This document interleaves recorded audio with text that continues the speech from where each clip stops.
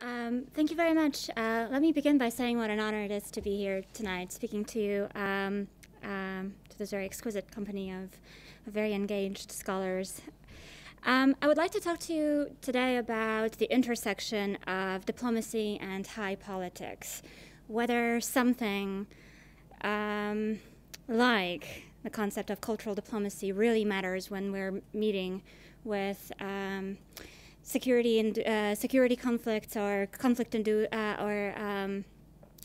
environment-induced conflicts, and what sorts of options do we have when countries vie for power, irrespective of cultural ties that we've made in the past couple of decades. So Boutros Ghali, former Egyptian Minister of State, some 30 years ago, stated that the next war in our region, in the Middle East, will be over the waters of the Nile, not politics. His words sum up what is fast becoming an international consensus, a compelling international consensus. Since 2014 Intergovernmental Panel on Climate Change report predicted that increased occurrence, duration, and intensity of droughts, rising sea levels and flooding will pose significant challenges to national stability, lead to internal civil and political unrest, and intergroup violence by amplifying very well-known and very well-documented drivers of political and civil unrest, such as poverty and economic shocks. So conflicts over basic natural resources, water, such as water, oil, and gas, will further strain relations between states, the report predicts, and possibly engage them militarily. So domestic security reports are increasingly focusing on this subject area, on the strategic challenges posed by changing global climate. And it is now widely believed that climate-induced crises in the next 2 to 3 decades will exacerbate already very strained and fragile relations in sub-Saharan Africa, the Middle East, South and Southeast Asia. Destabilize regions, topple governments, and issue in migrations, widespread pandemics, and food scarcity. So it is projected that the expansion of arid landmass and deserts in China, Tunisia, Morocco, and Libya, as well as soil erosion in Egypt, Turkey, Louisiana, and Alaska alone will intensify the migratory patterns of populations and put significant stress on potential host countries, requiring support mechanisms suitable for addressing prospective outbreaks of social and economic unrest. So climate-induced population movements in the Darfur region, for instance, in Sudan, and across political borders between Bangladesh and India have already significantly contributed to the renewal of tensions. The root causes of the Arab awakening that you have been no doubt following in the last couple of years in the parts of North Africa and Middle East, Egypt, Tunisia, Libya, and Yemen in the last couple of years, have been attributed, in addition to volatile food prices and decreased water availability, which limits agricultural potential, so these crises have been attributed to very volatile prices and lack of water. So access to water is a leading, albeit less emphasized, cause of the ongoing skirmishes between Sudan and South Sudan, between Israel and Palestine. And the melting glaciers in the Arctic Circle increase the likelihood of resource wars between Norway, Russia, Canada, and the United States, leading to what is fast becoming known as the scramble for the Arctic, very reminiscent of the scramble for Africa of the 1800s. So the key challenge for us is to reflect on diplomacy and what role does diplomacy play in the scenario of the scramble for the Arctic. And why wouldn't they scramble for the Arctic, these huge nations? It is estimated that the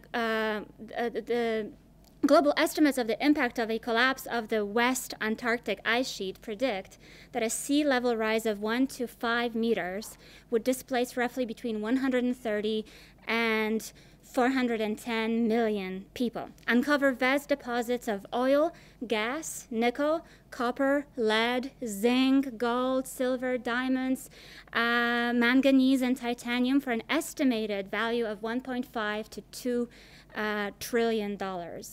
And unsurprisingly, open up 3 different areas of conflict between regional, that is Arctic coastal states, and non-regional actors, including Japan, China, and South Korea.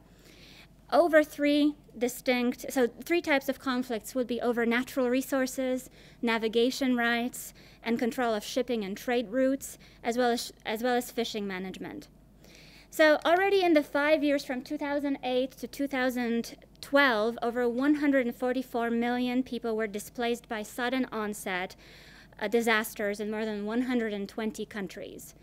A number far greater than the number of refugees and internally displaced persons, or IDPs, who are displaced by persecution and conflict.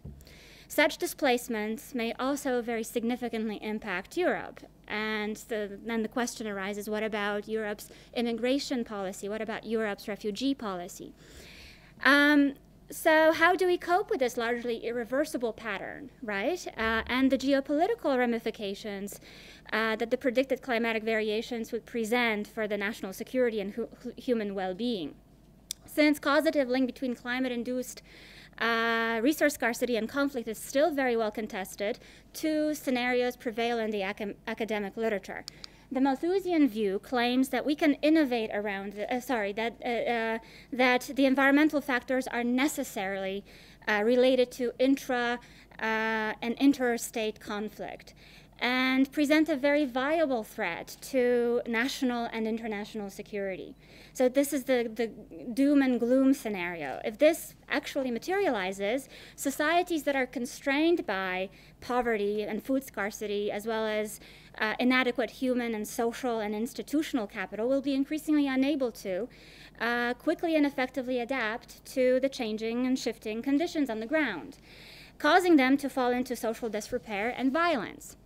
Now, critics of this view contend that resource scarcity ought not to serve as a sufficient variable or explanatory variable for conflict.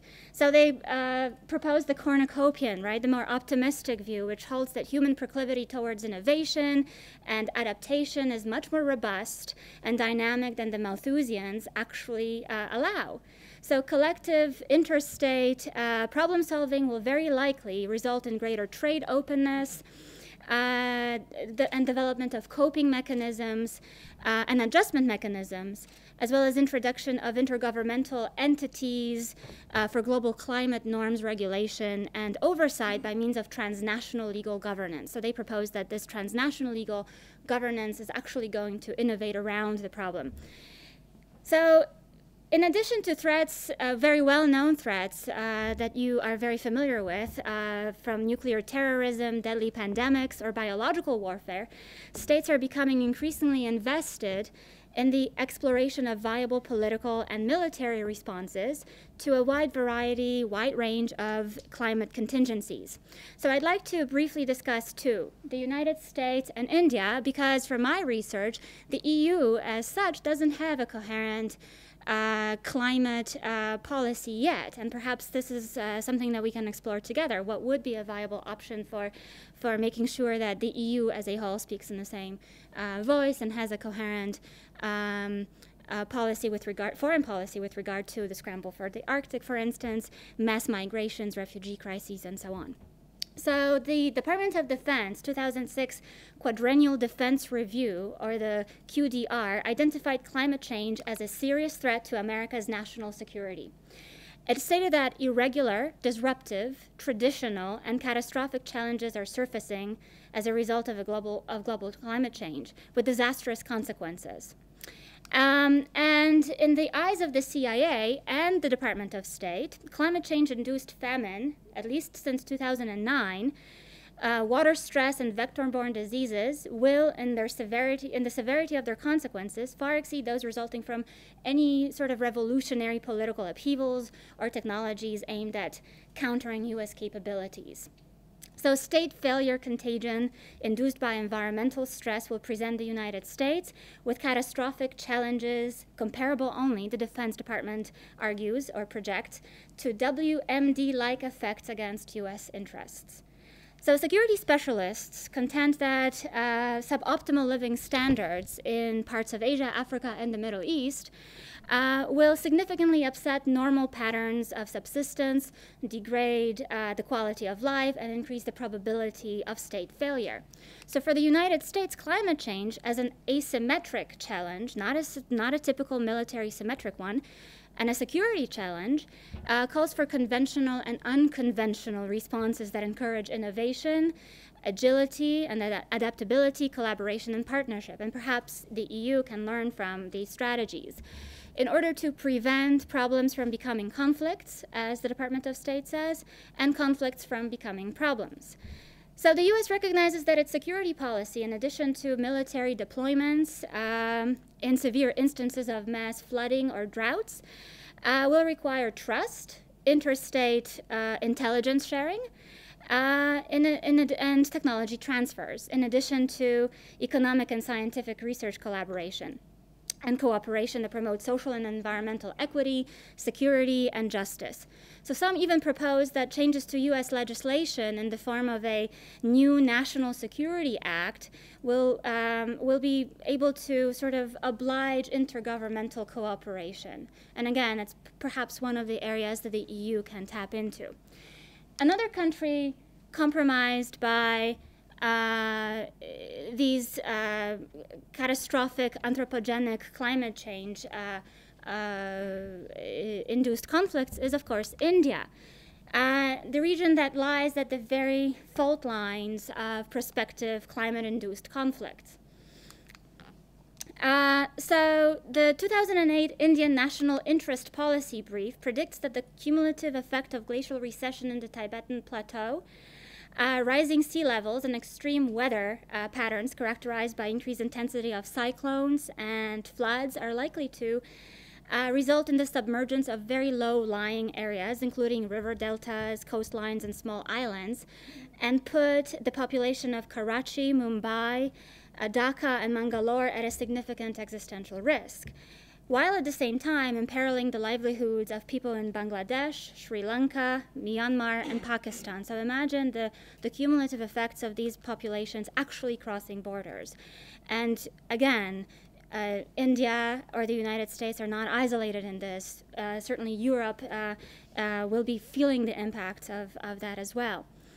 So due to already strained relations with Pakistan and unresolved interstate disputes with regional actors, including China, India considers the risk of renewed conflagration with its neighbors to be very, very high, raising the risk of ethnic conflict, social unrest, and mass migrations, again, to a very high level.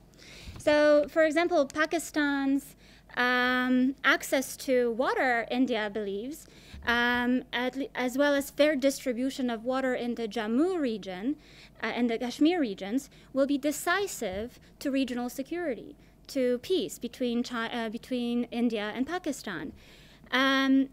So in India's assessment, a water-deficient Pakistan may be more likely to sabotage water management infrastructures or renew the possibility of cross-border skirmishes. So then the question arises, if that is true, what does Europe do about it? Should Europe not intervene in external crises? How do we manage huge population movements? How do we address climate-induced conflict? So the risk of natural disasters in India is also very high, and it may also potentially worsen the relations between China and India. And there was an instance of it when China has failed to inform India of an impending crisis in 2004, when the waters of the Himalayan rivers overflowed and flooded areas of India. India considered it to be a violation of their bilateral relations and stressed that any potential future failure on the part of China to inform India about impending disasters would be tantamount to a declaration of water war. So the Indian policy brief sees the deployment of Indian armed forces as justified, if that happens, as justified, as justified in providing water support, in support to water management facilities in Jammu and Kashmir. So this is its policy. And it's also proposing to take care of or gain control over hydroelectric powers and in order to ensure uninterrupted flow of water. So what is the role then of, given the rising concerns over environmental security, what then is the role of international organizations? What's the role of the UN, the EU? What is the role of trilateral and bilateral treaties and agreements? And how should non-governmental organizations address the impending conflicts? So I believe that non-governmental organizations can definitely play, and panels can play a very key role in reevaluating legal coping mechanisms and entrenched value systems, right? That sort of that initiate a very comprehensive environmental legislation, which once enacted under the aegis of the United Nations or the European Union, would acquire a jus cogens, or a non-derogable and universally binding legal normative standing, irrespective of whether countries or governments are willing to accept the theoretical or scientific basis for climate change. So with fundamental national security interests at stake and a desire to strengthen sovereignty over some of the resources and maintain competitiveness, as you have seen, and especially over resources in the Arctic Circle, and maintain competitiveness in global markets, states have an incentive, right, in closing global governance gaps. And they can do so through these institutions by supplementing very rigid multilateral and bilateral agreements with pluralist diplomatic initiatives which allow relevant stakeholders to reduce transaction costs, share critical resources, exchange know-how, and exchange crucial intelligence. And I'd like to show you just a short video, a world underwater project, which it's actually a 3D it's a 3D resource available online, and you can manipulate it and move it around, and it's going to show you areas that you hold very close and dear to your heart underwater. And it allows you to imagine the consequences, political consequences, security consequences, cultural consequences of displacement, right, of population displacement. So this is Times Square underwater. This is London. And this is Champs-Élysées in Paris. And given that disputes will arise from environmental degradation, we have to worry as a European community, as a community of Western states, as well as Asian states, about possibility of ethnic clashes from population migration, from civil strife, and that are caused by environmental scarcity and that affect economic productivity and people's livelihoods. So it's critical that intergovernmental and non-governmental entities, such as the supranational judicial institutions, who are now committed to resolving disputes between countries